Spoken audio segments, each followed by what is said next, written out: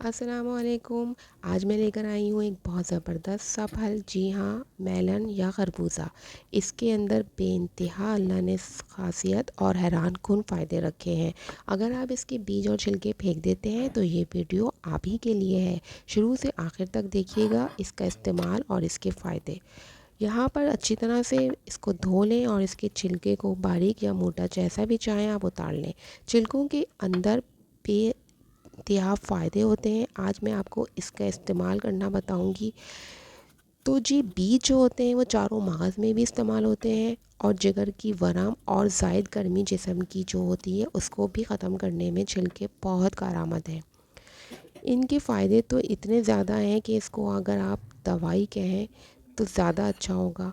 Fruit की बजाय एक दवा के तौर पर भी लिया जाता है। इसके छिलकों को उबाल कर पानी जो इसका पिएं तो उससे पथरी निकल जाती है।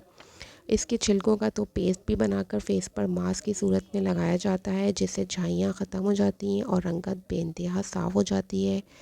इसके बीज जो होते हैं उनका तो ऑयल भी मिलता है। सर की खुश्की में उनको लगा के सर में मालिश करने से सर की खुश्की भी ख़त्म होती है और नींद भी बहुत अच्छी आती है।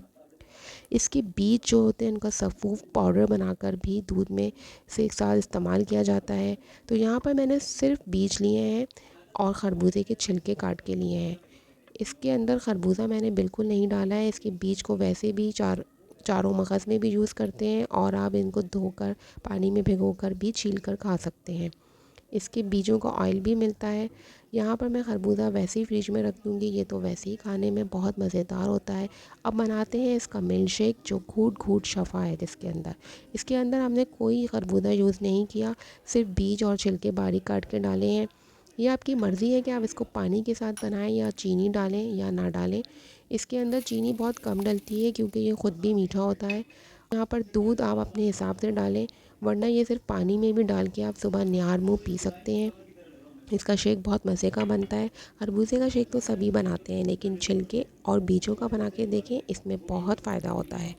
आप पानी अपने हिसाब से डालें और इसको अच्छी तरीके से पीस लें। मैं यहाँ पर मलाई ले रही हूँ, आप क्रीम भी ले सकते हैं। इसको यूज़ करें, इसके अंदर डालकर अच्छी तरह से इसका पेस्ट बना लें। ये ज़रा छिलके मोटे होते हैं तो पीसने में थोड़ी सी 2-3 बार आपको ग्राइंडर चलाना पड़ेगा और इसको अच्छी तरह से पीस लें।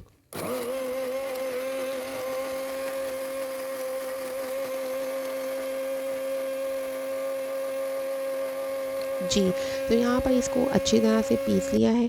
इसको खाने से स्किन की ड्राइनेस भी ख़त्म होती है और एतदाल में इस्तेमाल करें तो कॉन्स्टिपेशन भी सही हो जाता है। तो ये ज़बरदस्त सा यहाँ पर शेक बन गया था। आप इसको पिएँ और फ्रेशनेस आपके अंदर तवानाई महसूस होगी। पानी और दूध आप अपने हिसाब से इसके अंदर ऐड कर सकते हैं गाढ़ा होने की सूरत में। आप चाहें तो इसके अंदर आइस भी डाल सकते हैं, ये बहुत ठंडा भी होता है। और इसको इसी तरह से एंजॉय कीजिए। इसके बचे हुए जो बीज हैं आप उनको फ्रिज में रख लें और उसको बार बार यूज़ करें। तो मुझे दें अगली वीडियो तक के लिए इजाज़त। अल्लाह हाफ़िज़।